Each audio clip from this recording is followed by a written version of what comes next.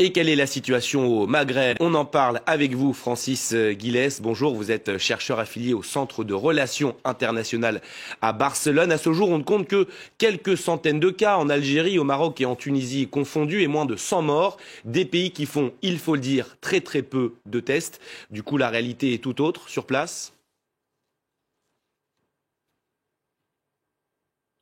Oui, bien sûr, il y a très peu de tests et peu de moyens. Néanmoins, le contraste entre l'Algérie et la Tunisie est assez marqué. En Tunisie, il y a un nouveau gouvernement qui a pris un certain nombre de mesures et le respect des règles de confinement dépend beaucoup des régions et des classes sociales. Par exemple, dans le Sahel, les règles sont respectées dans la partie monastir, sous-sac du pays. À Tunis, dans les quartiers, disons, bourgeois ou relativement aisés, tout se passe bien. Par contre, dans les quartiers populaires, il est très difficile de confiner les gens parce qu'il y a un problème de manque d'espace chez soi et de manque d'éducation. À l'intérieur du pays, ça n'est pas comme sur la côte. Donc, c'est contrasté. Par contre, il y a lieu de noter que le nouveau patron de la Fédération des chefs d'entreprise tunisiens, l'UTICA, a lancé une attaque très malvenue contre le gouvernement, l'accusant de faire payer trop de taxes au secteur privé, venant de la part d'un homme qui n'a jamais dirigé une entreprise privée. C'est complètement à côté de la plaque et ça ne contribue pas du tout à aider. Mais je dirais que l'État tunisien, jusqu'à maintenant, ne s'en sort pas si mal, surtout vu les arguments pour créer un nouveau gouvernement, les difficultés politiques et la faiblesse économique relative de la Tunisie. En Algérie, on est dans un autre cas d'espèce. Pour illustrer le propos, je raconterai deux histoires. La première, c'est que la compagnie chinoise, la CSEC, qui construit la grande mosquée d'Alger, un chantier de 10 milliards de dollars, a envoyé 450 000 dollars d'aide à l'Algérie médicale. Et où est allée cette aide? Directement à l'hôpital militaire d'Alger, à Ain Naja. Donc ces messieurs, en haut lieu, s'occupent de leur santé et se fichent du reste.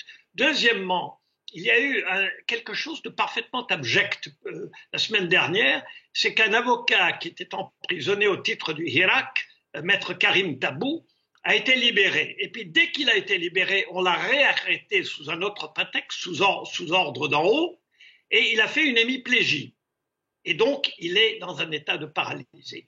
C'est absolument incroyable à quel point ce président, qui a été mal élu, puisque les 3/4 des Algériens n'ont pas voté pour lui, maintenant manifeste une incompétence, un mépris de la population qui est très frappant. Je voudrais revenir sur vos propos sur la Chine. On le sait, donc la Chine est en train d'aider notamment les Algériens. La Chine peut-elle se servir de cette crise sanitaire dont elle est sortie pour développer son implantation sur le sol africain ?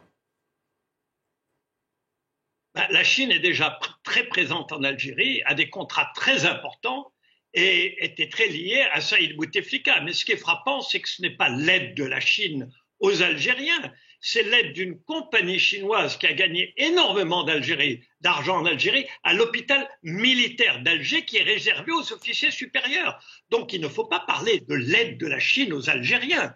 C'est insulter le peuple algérien. L'aide des Chinois aussi fait partie de leur propagande.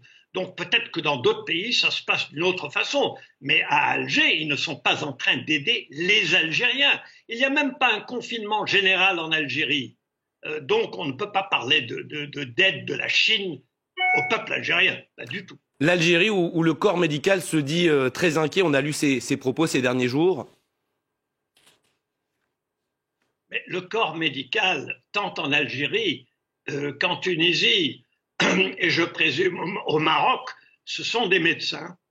Et dans des périodes de très grande difficulté ou de crise, comme celle que connaît l'Afrique du Nord, la réaction du corps médical n'est absolument pas différente de la réaction du corps médical espagnol, italien ou français. Ce sont des gens comme nous. Ce qu'il y a de différent, ce sont les régimes, ce sont les systèmes politiques. Or, en Tunisie, le système politique est peut-être bancal, il est peut-être affaibli par toutes les argumentations, la faiblesse économique depuis quelques années. Néanmoins, le Premier ministre fait un discours il y a 10 jours où il annonce la couleur, il prend des mesures. Ils ont fait par exemple une erreur il y a quelques jours, ils ont fermé les marchés de gros. Et puis ils se sont rendus compte qu'en fermant les marchés de gros, ça perturbait la distribution des fruits et légumes et poissons, etc. et donc que les queues étaient encore plus longues que d'habitude. Donc, ils sont revenus sur leur décision et ils ont décidé de réouvrir les marchés de gros. Donc, on peut critiquer le gouvernement, mais au fond, le gouvernement fait ce qu'il peut. Tel n'est pas le cas à Alger, où le ministre des Habous a dit il y a une quinzaine de jours que le Hirak, le mouvement populaire, était affecté par l'étranger, façon de dire qu'il y avait quasiment un virus, ou que le ministre du Commerce se balade dans les marchés d'Alger il y a 2 semaines en vérifiant le prix des pommes de terre lui-même. Alors on est dans une situation complètement grotesque, où il n'y a ni gouvernement, ni État, en tout cas pour la majorité des Algériens. C'est ce que les Algériens retiendront de cet épisode. Merci pour votre éclairage, Francis Guilès, sur France 24.